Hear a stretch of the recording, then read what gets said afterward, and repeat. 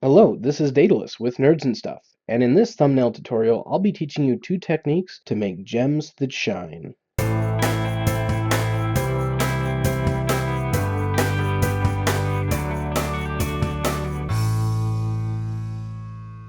Let's get started. So I'm going to start this one out just by putting down a base coat of black paint.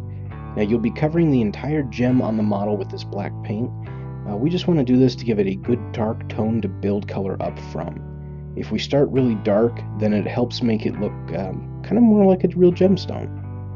So then we're going to come in with just a little bit of black paint mixed with brilliant green and just kind of paint about the top 2/3 of the gem. I'm leaving a little bit of a black bubble almost so that I can have a little bit kind of a bigger shine due to the light, but this is wholly up to you.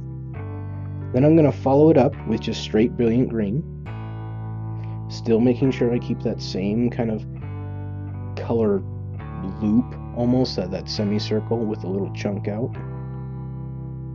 And then we're just going to top it off with just a touch of jade green right at the bottom. Now this is the color you would want your gem to be the whole time.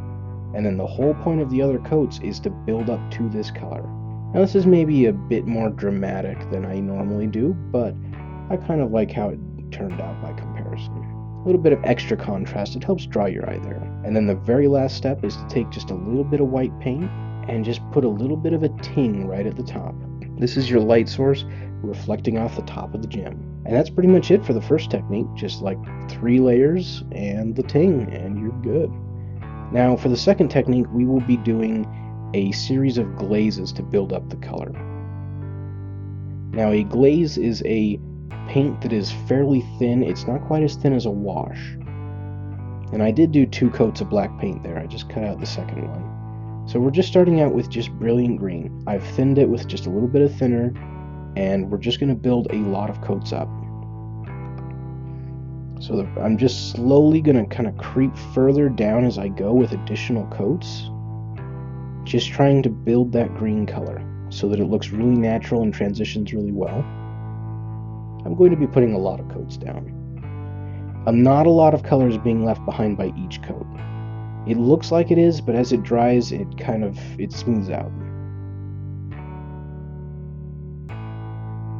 And as I go, I'm kind of doing less and less so that I have a more even transition. And I'm starting to cut in a little bit of jade green now, just a little bit to help brighten it up and kind of bring it to a point. Because I just want it to kind of end the same as the gem on the left, with just a really bright bottom. This method does take more time, but I think it ends up looking a lot better. It looks a lot smoother, a lot more natural, and if I'm not in a hurry or if I have a big gem to work on, I'll definitely use this method. If I'm working on a really small gem, I'll use the method on the left, because honestly, when it's that small, you won't be able to see the difference. So now I'm almost purely at jade green now, thinned out a lot.